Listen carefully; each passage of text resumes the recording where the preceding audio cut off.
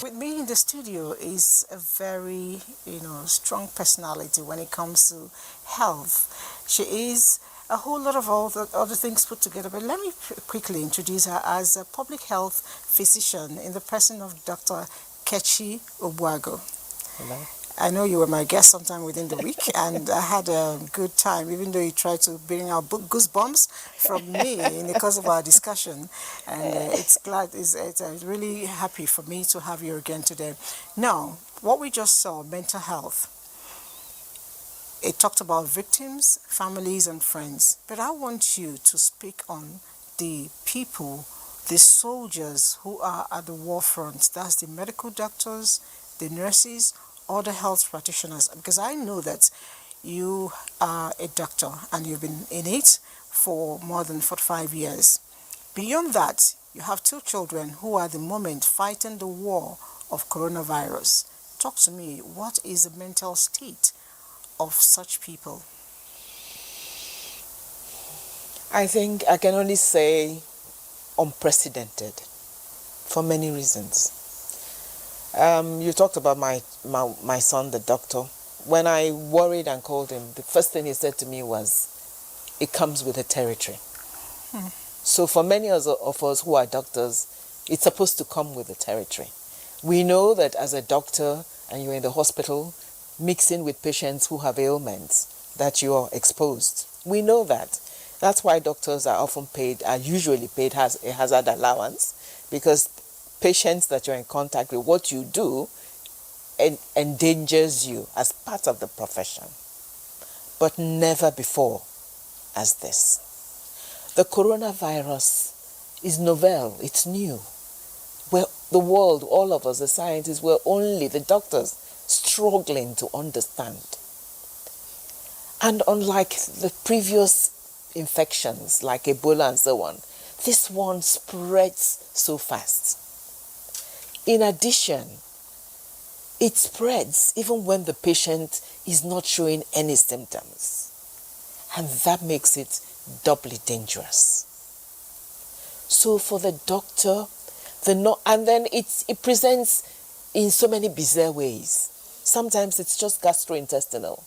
It's just issues of diarrhea and so on. Yes, we hear about upper respiratory tract infections, cough, and so on and so forth. In many patients, it doesn't even present like that. Some will have diarrhea. Some would have diarrhea. Some would just be fever. Some would have a headache. Some, it would be exacerbation of the condition they had before. So it comes in practically any form you can imagine.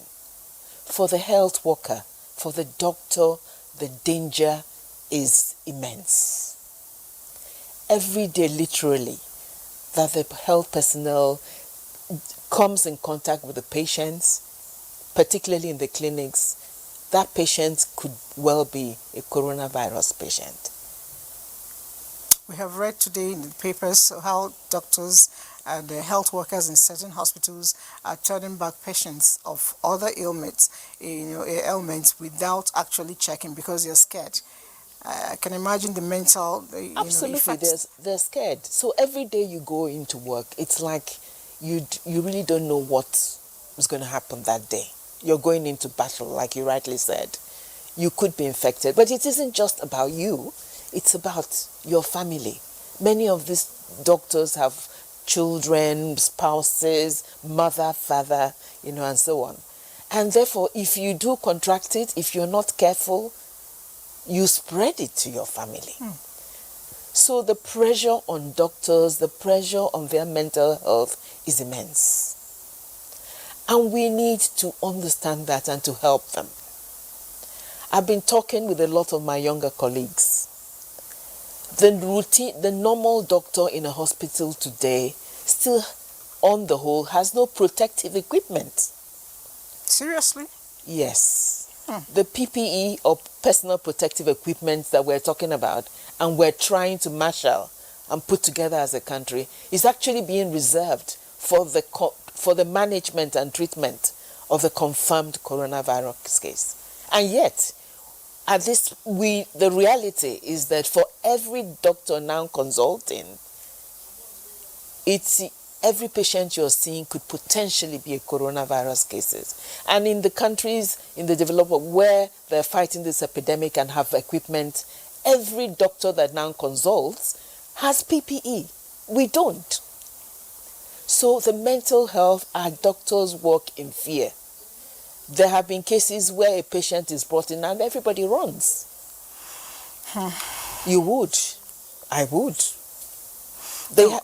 I've heard in some, I read up in papers, and of course it was also in the news, the television, where a certain personality, gave up his life, killed himself, so to speak, suicide, because he couldn't cope when he visualized the economy. It wasn't a doctor. But I noticed that the doctors, in spite of the fact that we hear that some doctors in the attempt to get this done, died, the doctors don't ever give up. What is this resilience in you? We take an oath, the Hippocratic oath, to heal. And like I said, my son said, it comes with the territory. It is something we accept as you become a doctor, that you're there to do your best to heal. And that's why I think we sort of take it for granted. But even for me as a doctor, I am amazed at how heroic the doctors are, particularly in this period. The fact that they still get up despite their fear, despite all their own anxieties, and still go to work and still see patients without protective equipment. Each potential patient is a risk to you and your family. So the very fact that they're still doing it is an act of heroism. All right, I know that you're also chairman or president for Conversations for Change, and much as that deals with very young people, the youth, so to speak, you also have this, loud voice. You've been lending to the, I don't want to say amelioration, but rather eradication of the virus, coronavirus. And you're walking here telling me that you have something you must say that we must do. Can I hear that? I had been very tough in talking about the potential danger we're in. Not because I want to frighten people, but because I believe that when you understand your problem and the potential size of your problem, then you're better positioned to deal with it. Our country has tried, our government has done a great job, NCDC and all that. We tried to bring the expertise with which we dealt with Ebola to this coronavirus. But this virus is tougher, it's more dangerous, it's more transmissible. Efforts at stopping it from coming in have had limited success. So the bottom line is that now most of our infections are probably not because of importation anymore, but that it is spreading within the community. We need to accept and face that fact. It is spreading. And yet, we have bigger problems than the countries it's already ravaging. Our health systems are weak. We have many rural communities without water. Many of us live in overcrowded situations, and so on and so forth. Many people in the world are predicting that with time, the devastation in Africa will be huge.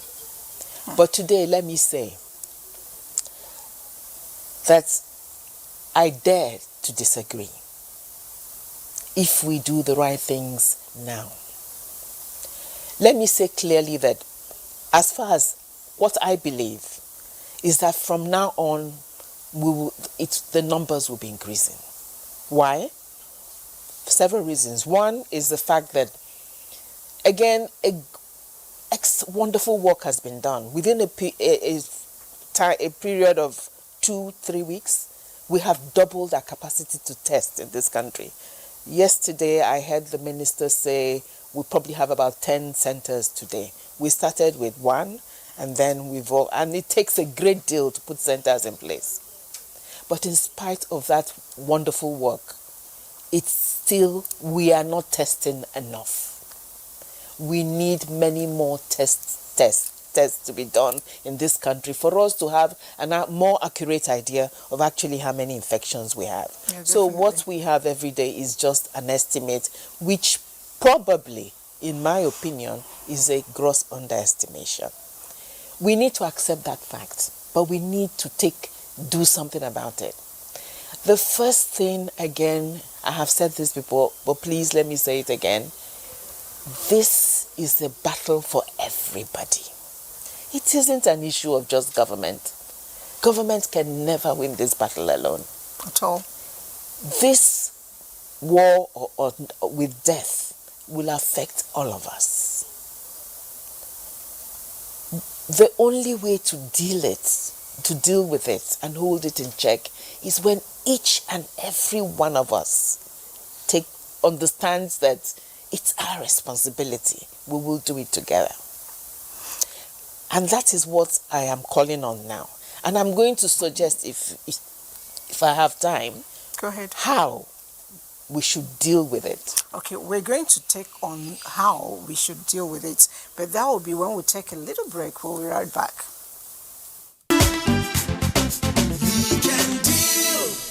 We can deal, and Dr. Kechi is still seated here with me. Remember, she did mention that she was going to give us ways of dealing with coronavirus, managing it really. So we're all ears now.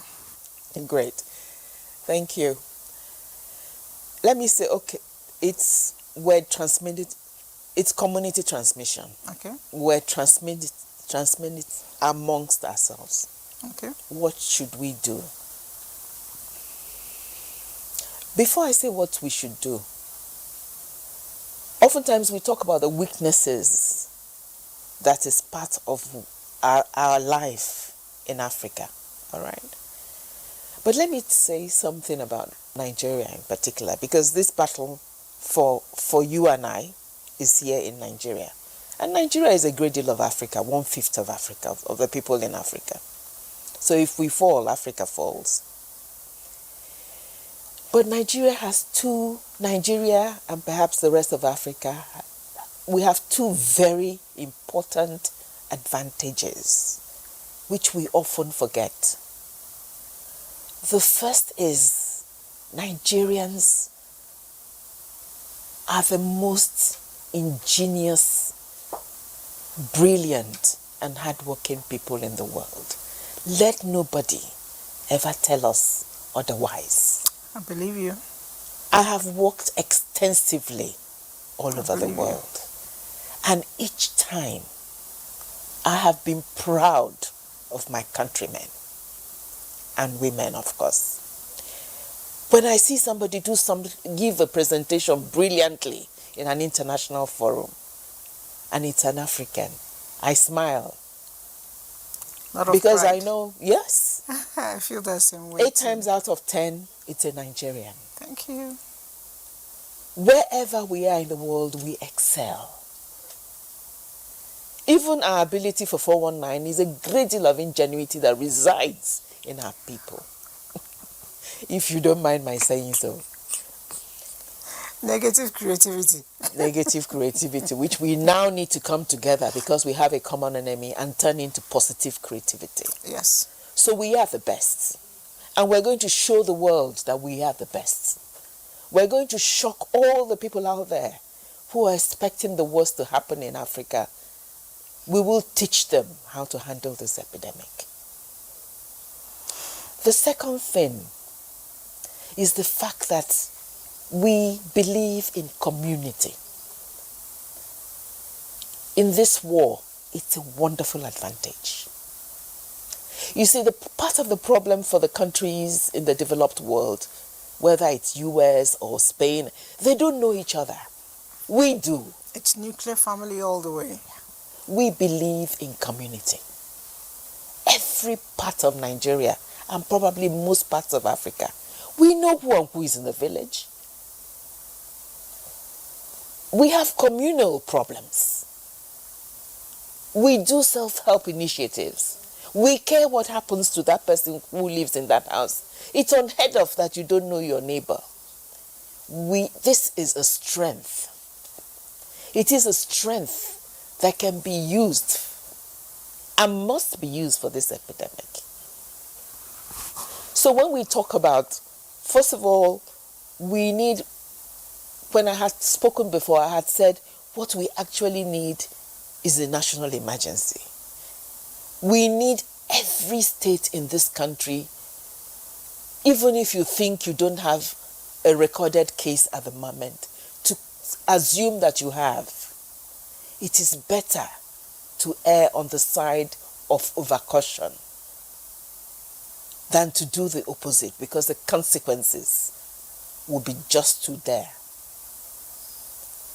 Every state should be doing the same. Every state should be treating itself like Lagos State, for instance, or Abuja. A lockdown, social distancing, and for as long as it takes. But for this to be possible, to be sustainable, we must help the millions and millions of our people who really depend on everyday hustling to be able to eat. And that is why I call again on the community. Moving on, we have some reactions coming from people. Let's quickly take one and continue our discussion. It says, you often talk of doctors being exposed more than other health professionals. Is it not the nurses who first meet the professional contact, or make the first professional contact with every patient that seek medical help, and they are also exposed to this? Anyway, I think this person, he didn't say where he's writing in from. Okay, it's here, Makodi, Benue State. I think she wants you to also inculcate the doctors, the nurses, the other health practitioners. Absolutely, she's totally right. Many times when I say doctors, it's also a symbolic for the health personnel. Okay. It is the health personnel, not just the doctors and the nurses even, but the cleaners, the people who make the beds, who clean up where the patient is and so on, are equally exposed. Yeah, definitely. So it is all health personnel. The person is absolutely right. It's not just an issue of the doctors alone. So yes, absolutely, I agree with that. All right, you tried to educate us on the advantages we had. Somebody also wanted to know, what is it that we're not doing right, at the moment, to ensure that this thing does not spread? Last weekend, I was counting, we had 170 something. Today is 305. It's actually growing, even though we seem to be better off than some people, but we do not want it. What are we doing wrong that we could righten?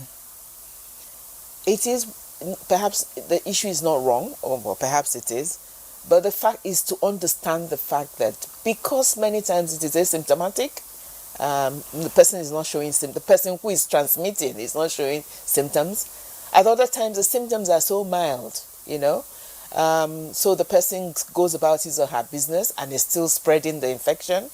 At other times, the person is forced to go about his business because he must make a living, must support his and her family. So we are still spreading the infection. So it will keep rising. And also, when we vamp up, are able to increase our testing facilities, there'll be more results. So we should really expect that for the next few weeks, the larger and larger numbers will come. What should we do? We need to contain the infection. NCDC has told us, the Ministry of Health, the government has told us repeatedly, we need to therefore find the cases, vamp up our testing as much as we can, find the cases, quickly isolate them, treat them, and so on. That is ongoing. But we ourselves need to social distance so that we stop spreading it. If we stay, when you think, even if it's a fever you have, or even if you don't have anything, if we social distance, if we stay put, then we don't spread. The spread happens because you come in contact with somebody else who doesn't have it. So if we obey But what I am advocating strongly for here is total. Not because if you do it and I don't do it next door, the next state, for this country to really get a hold of it, it has to be total, even if it's for just 2, 3, 4 weeks, where all of us stay put in every state. The states that don't have a confirmed case at the moment, assume you have it. That it's because you haven't been able to test all your population and do what the needful. We must comply, but we must also help people comply, because you can't stay and watch your children die of hunger. But what I am saying, and why I talk about the strong community that is an advantage for us, is that each community needs to take it on as their personal responsibility. Definitely. We know the people who are poorest. We need to pitch in, all of us, in trying to make their food and resources available to them. Let me say that I have been very impressed with many of the efforts that are ongoing. I'm actually wowed by the governors I have seen. Give us stuff. Step in. I mean, I am full of admiration for Lagos State, for instance. Right. Somebody is actually writing to you personally. Says, thank you, Dr. Kechi, for coming on this show and for telling Nigerians the truth. I wish the government can hear you and adopt your proposed method of tackling the virus. Communal living, as you said, is a key to our targeted sustainable development so far for Nigerians concerned. And that's coming from Mr. Isaac Oche. Mr. Isaac is writing from Makurdi, Benue State. Looks like Makurdi people are either on or against you this morning. All right. That being said, when I was coming to work, I still said it earlier on in the show. You were probably on your way down to the place. I noticed a lot of people still jogging. Like I said, it's commendable.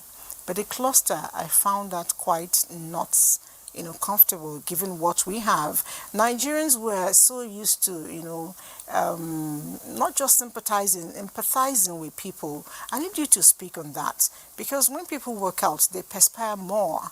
And I think the droplets could actually be more then. And like you said, a lot of people are symptomatic. What should we do to drive home in the minds of people that they need to keep social distance while still relating with people? That is so important. If they jog, but at a distance from each other, that's all right. Because we also need to keep fit. We also need to exercise. You see, the danger for Africa, the potential danger, is that we don't know how the disease would fully affect us. While many times they say the relatively young and healthy, may escape the serious effects, but we do have a great deal of malnutrition in Africa, so we don't know how that would impact. So people do need to keep healthy. I think people can jog if they keep away from each other and don't transmit all those bodily fluids and whatever. I think they can jog. But let me say something. It is also important that as we preach hand wash and sanitizing, which is critical for us to contain this epidemic, we begin to creatively adapt those recommendations so that it will work in our overcrowded urban areas and in our rural communities. Let me be specific.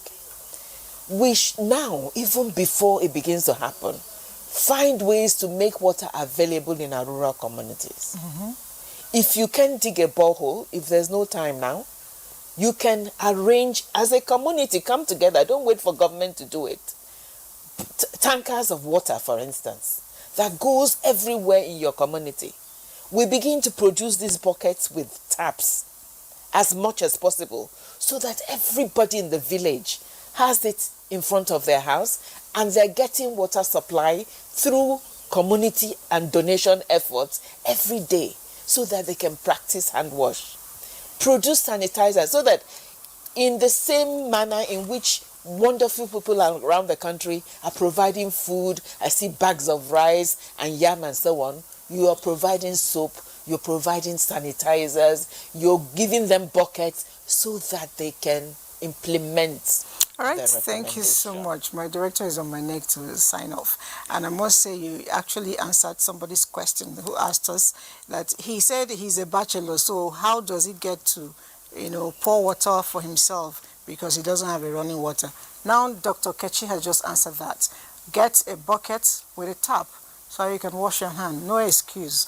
Hygiene is paramount. Thank you, Dr. Kechi, for coming on the show. Can I say one last thing? Oh, there's almost no time, but if you can do it in a second. I want to re-emphasize that Nigerians were great people. We will use this opportunity to show the world what we are. We will come together and we will prove them wrong. And we will tell them that this epidemic in Africa, because we Africans are a community, all right, we will deal with it. Thank you very much. We are a community, and as much as we deal with serious issues, we always find a way to relax. And on that note, I give you a trending video. Don't go away. You know that.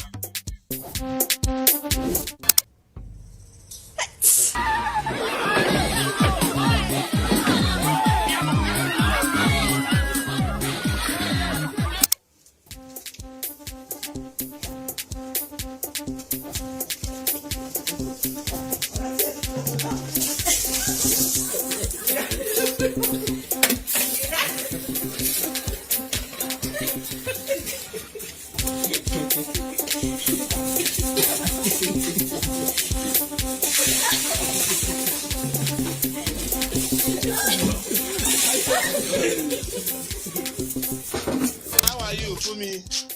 I'm fine. Shake me now. What's up? No. Why? What happened? My mom said to not be shaking anybody. Mama, don't mind your mommy. Shake me. There's nothing there. Mommy, coronavirus has come. What?